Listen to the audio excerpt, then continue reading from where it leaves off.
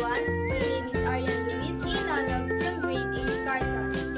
In this video, we are going to talk about earthquake preparedness. But first, what is an earthquake?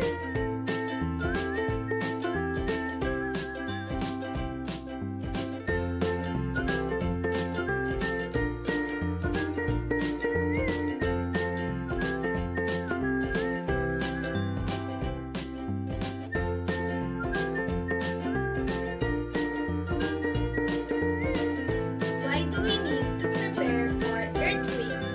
Being prepared can reduce the fear, anxiety, and losses that accompanies the disasters. These are some of the things that we should do before, during, and after an earthquake. Before an earthquake, we should secure heavy furnitures, hanging plants, heavy pictures, and mirrors. Keep flammable or hazardous liquids in cabinets or lower shelves. Prepare an emergency kit that contains food, water, clothes, extra battery, medicine, and a hard hat. We should also know the contact numbers to call for help.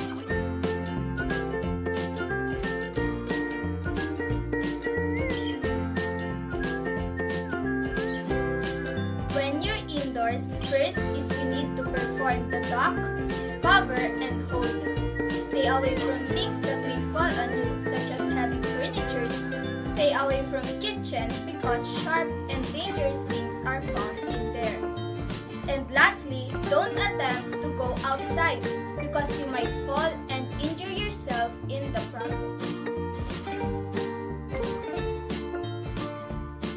If you're outside, stay in an open area away from trees, buildings, and poles in case they may fall down. After finding an open place, do the dock, cover, and hold.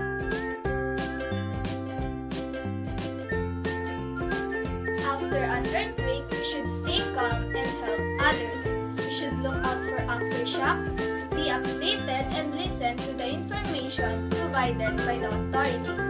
Check yourself and others for injuries and stay away from structures with damages.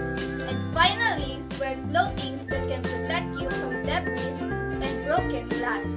And check your home for damage and other hazards.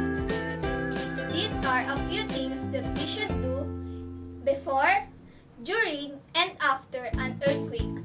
I hope you learned something in this video. Thank you for watching. Bye!